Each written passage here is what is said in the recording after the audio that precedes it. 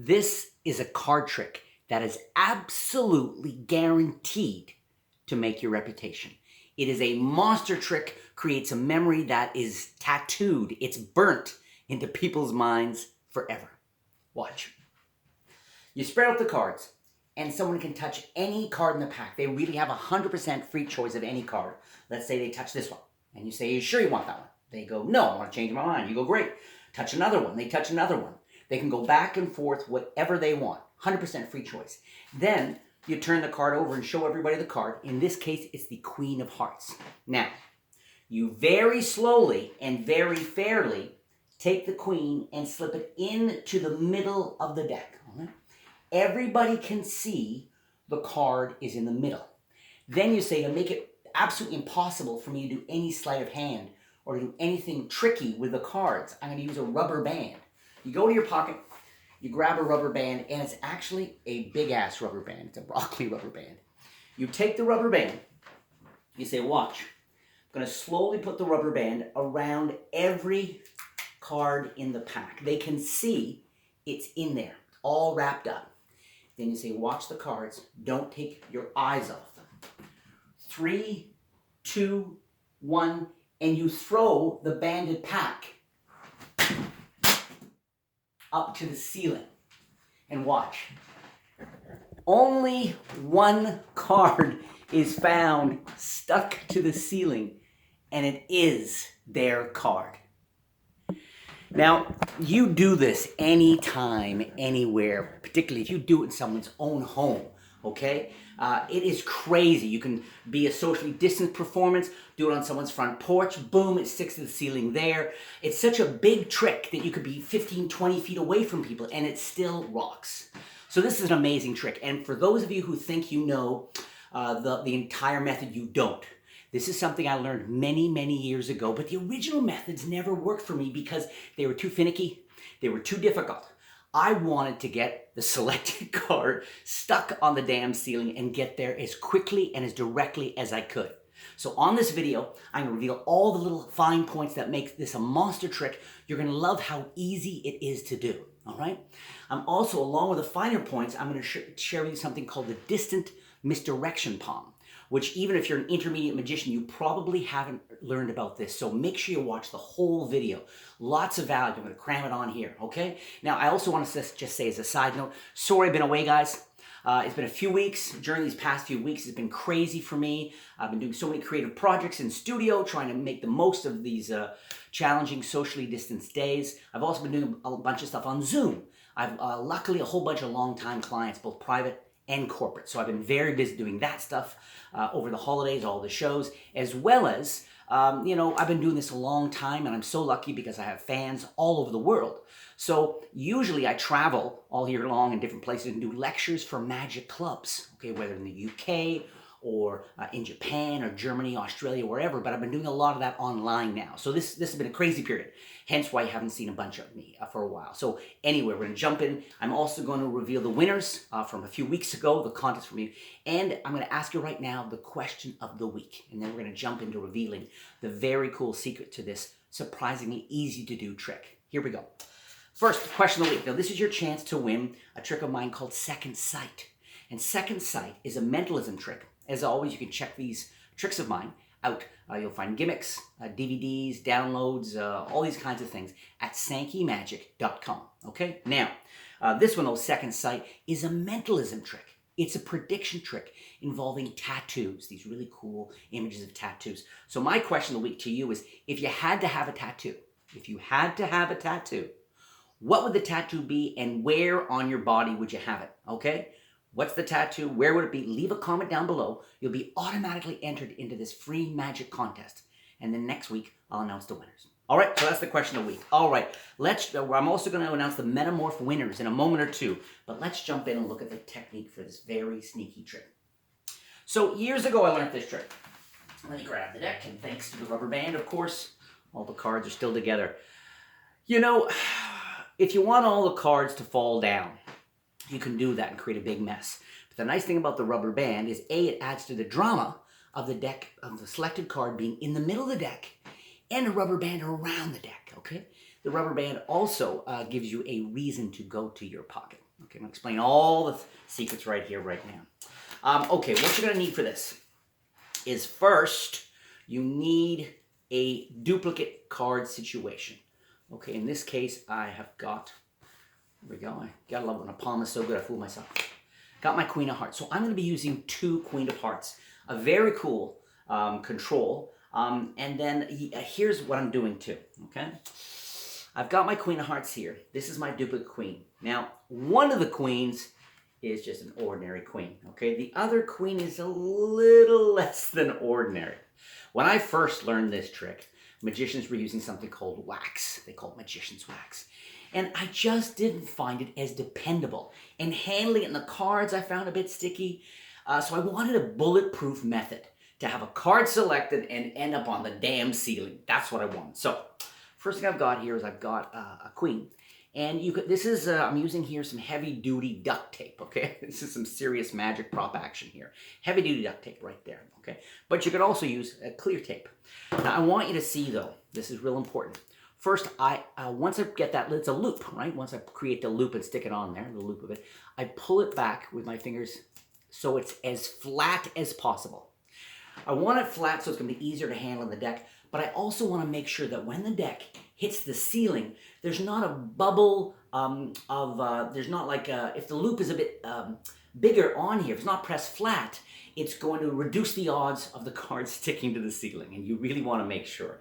This is all about making sure that with a little bit of practice, you can do this every single time, okay? Because there's not a lot of outs for this trick, okay? So you're there, you got the loop there. Now, this is on, and this is what makes this so direct and work so well. This is face up on the bottom of the face down deck.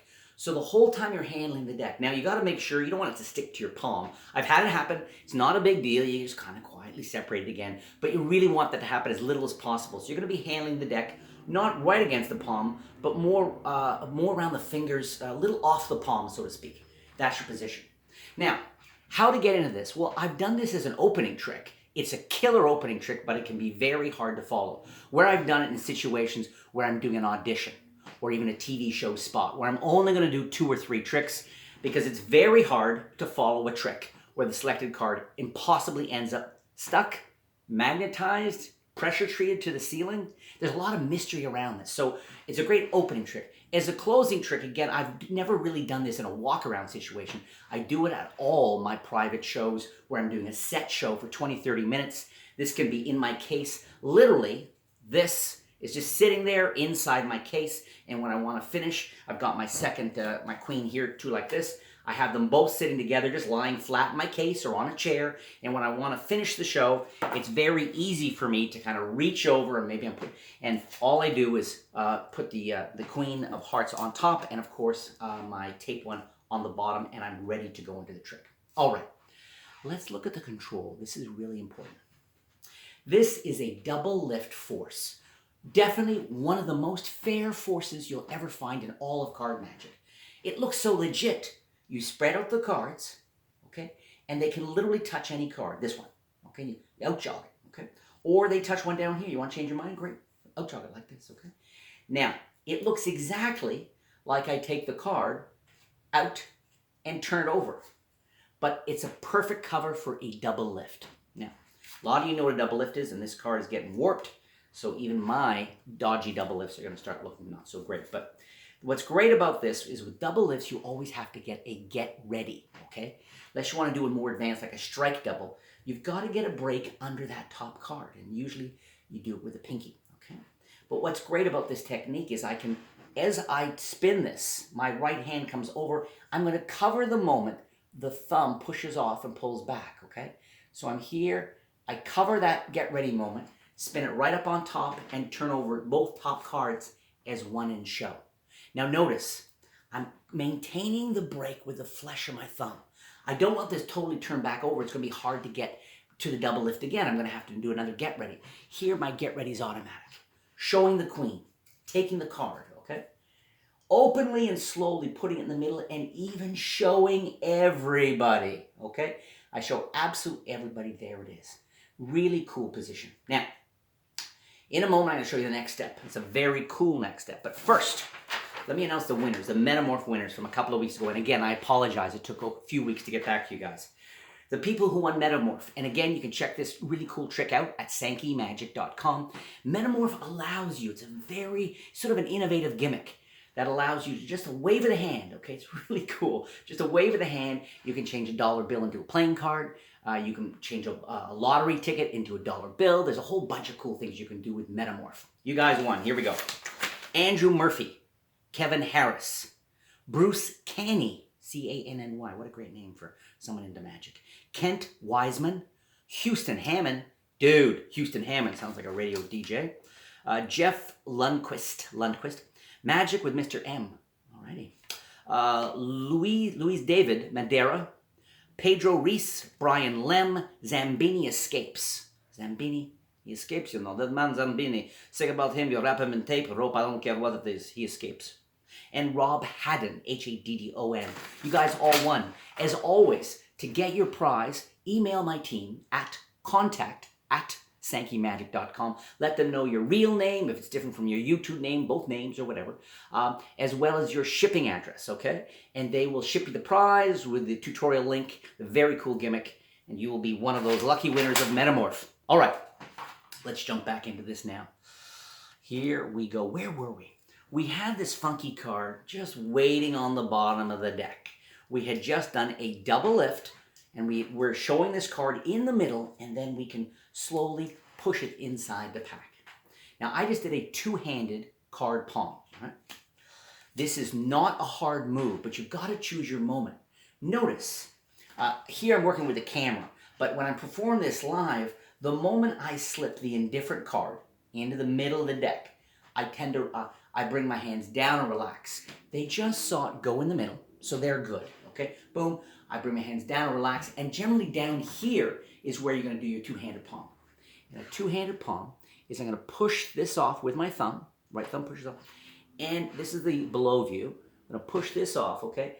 And it sort of gets pivoted, okay? It doesn't go straight across, but it pivots slightly as it goes, and I'm using my right fingertips to do that, pushing it directly with the thumb and finger into this palm, all right? Here's how it looks from here, okay? Coming up, squaring the card, there's nothing to see, and notice at the end of it, I do a little straightening of the cards. Down here, same thing, is I'm here, gonna push it across, and a little straightening of the cards. Perfectly palmed. Now, here's the exciting part for me to share with more advanced magicians. This is the distant misdirectional palm. I believe it's credited to either Marlowe or Larry Jennings, all right? But here it is. What I can do is I can do my double lift, right? Taking off the indifferent card, slip it approximately in the middle of the pack, then pick up, put this in the middle, pick up all the cards above it. You'll find you need to, with just the thumb, riffle a little bit of the edge, okay? That allows this to come up, and you say, I'm gonna put about half the cards on top. Now look where you are. They think that's the queen. The queen's actually on top. You're showing about half the deck. You're being super fair. I'm gonna and you're gonna drop these on top. But going from this sphere of focus up here down to here, you created two separate spheres. Perfect visual misdirection. Because I come up here and I say about half the cards, then I come down here, and as I drop these, you'll see these drop beautifully on top, okay? Then the hand drops to my side. I've palmed the card. Now, where I palm the card is I did a one-hand top palm. For you who are just getting into magic, you'll find the two-hand palm is easier. I've talked about the one-hand top palm a few times, so you can check some of my other videos. But the key is to press with my pinky. That card pops up into there, and I do that on coming down here, dropping here. So for all of you who want to do a killer card to pocket, the card is apparently still sticking out, but the card's in my hand. This can even be done with a signed card, right? So you can literally now do this. You can take your hand, put it in your pocket, say watch, boom, and then take the signed card out. Crazy, because of that two spheres you've created, all right? For now, though, for this trick, the card on ceiling, let's assume we're using a two-hand palm, okay? So there, I've palmed off the card. It's always important in magic to keep in mind what's going on, what's happening, okay? So what have I done? Well, I spread out the cards. Someone touched any card, they could even change their mind. I show them the card, it was Queen of Hearts. Then I push the card in the middle, they saw it go in the middle.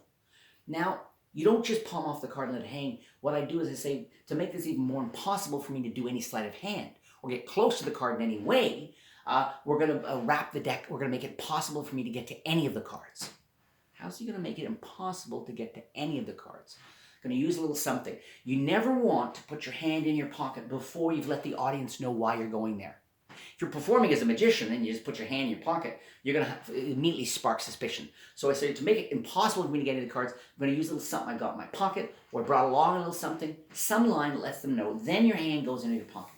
I'm leaving the queen, and that's when I take out. I forgot to load it in, it's on the table. But the jumbo rubber band needs to be in your pocket or you're going to look weird. Okay? I've got an invisible rubber band here now. So you reach in your pocket, take out the rubber band. Now, they see me take the rubber band, and this is what's so cool about this, and they see me wrap the deck in the rubber band, okay? Boom, I'm here, getting close to the camera. They see me take the rubber band and put it over the entire pack. At least that's what it looks like, but I haven't done that.